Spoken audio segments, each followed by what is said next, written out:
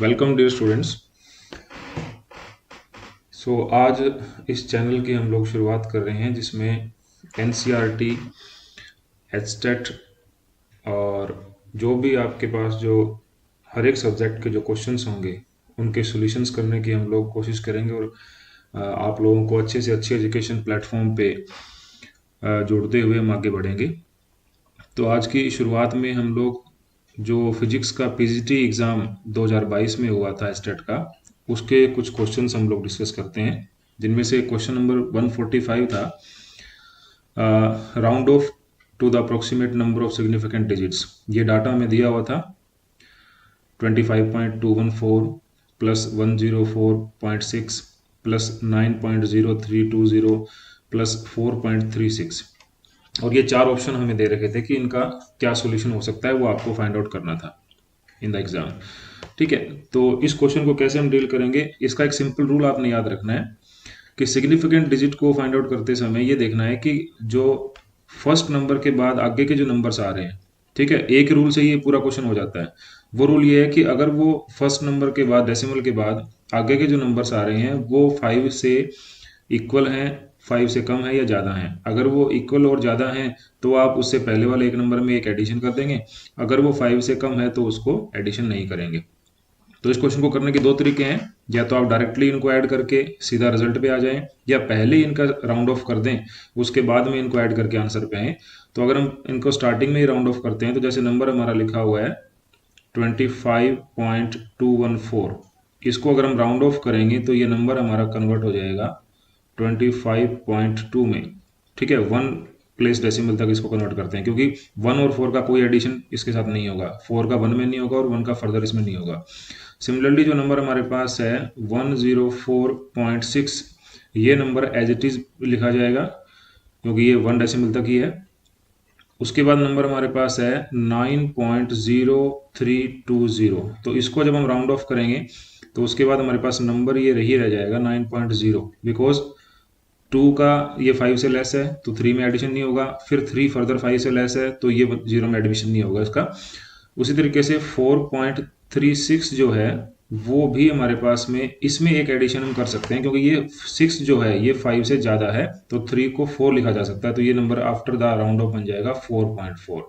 अब इन सभी नंबर को जब हम ऐड करते हैं आफ्टर द राउंडिंग ऑफ तो नंबर हमारे पास क्या आएगा, यहाँ से देखें तो दिस इज 8 and 4 12 पॉइंट, ये हो जाएगा 9 9 18 और 22, और इसका एक इसमें एडिशन रहेगा, दिस इज विद 3, और ये रहेगा ओनली 2 एंड 2, इसका आ जाएगा तो 4 और ये रहेगा 1। तो ये जो है हमारा आंसर आ जाएगा, दिस इज आवर आंसर। तो बेटा ऑप्शन नंबर 1 जो है वो इसका करेक्ट आंसर होगा। ठीक है, एक सिंपल रूल आपने याद रखना था कि 5 से नंबर हमारा जो नेक्स्ट नंबर है वो कम है या ज़्यादा है, उस अकॉर्डिंग मैंने सबको पहले राउंड ऑफ कर लिया। आप ऐसे भी कर सकते थे कि पहले सबको जोड़ दें और फिर लास्ट में इसको राउंड ऑफ कर दें, तो भी आंसर यही आएगा। चलो एक क्वेश्चन बेटा और देखते हैं, वो भी बड़ा सही सा क्वेश्चन, सिंपल सा क्वेश्चन हमें पेपर में आया था। स्टेटमेंट हमारे पास गिवन है, स्टेटमेंट क्या कहता है कि the kinetic energy of 1 mole of an ideal gas, ideal gas equation आप लोगों ने पढ़ा होगा, that will be PV is equal to nRT। ठीक है, फॉर 1 मोल आपके पास n इज इक्वल टू 1 के अकॉर्डिंग आप इसको कंसिडर कर सकते हैं, तो PV is equal to RT आपके पास इक्वेशन बन जाएगी। और उसने दे क्या रखा है कि इस इक्वेशन के अंदर जो काइनेटिक एनर्जी है वो दे रखी है E is equal to 3/2 RT, और फाइंड आउट करना है हमें CP। तो CP फाइंड आउट करने के लिए आपको सबसे पहले मेयर इक्वेशन याद होना चाहिए, और मेयर इक्वेशन क्या कहता है, इसका सॉल्यूशन किस तरीके से करेंगे हम लोग, बड़ा ही आसान सॉल्यूशन है। मेयर इक्वेशन के अकॉर्डिंग CP माइनस CV जो है वो R होता है। ठीक है, ये जस्टिफाइड इक्वेशन है, CP minus CV is equal to R, ये मेयर इक्वेशन है। थर्मोडाइनमिक्स में इसको बड़ी आसानी से आप डिराइव कर सकते हैं फर्स्ट लॉ थर्मोडाइनमिक्स का यूज करके फर्दर। अब जो CP और CV हैं, they are the specific heat at constant pressure और कांस्टेंट वॉल्यूम। ठीक है, तो हमें काइनेटिक एनर्जी दे रखा है, तो सबसे पहले हम क्या करते हैं, यहाँ से CV फाइंड आउट करते हैं। तो वो क्या होगा, with respect to T temperature इसका डेरिवेटिव करेंगे, तो इसका डेरिवेटिव जब करेंगे तो 1 स्टेप में हमारा आंसर आ जाएगा, बड़ा सिंपल सा, दैट विल बी 3/2 R। अब 3/2r जैसे ही हमारे पास आंसर आ जाता है, तो क्योंकि हमने फाइंड आउट करना था CP को, तो वो क्या हो जाएगा, CV प्लस R हो जाएगा, या R प्लस CV लिख दो, कोई दिक्कत नहीं है।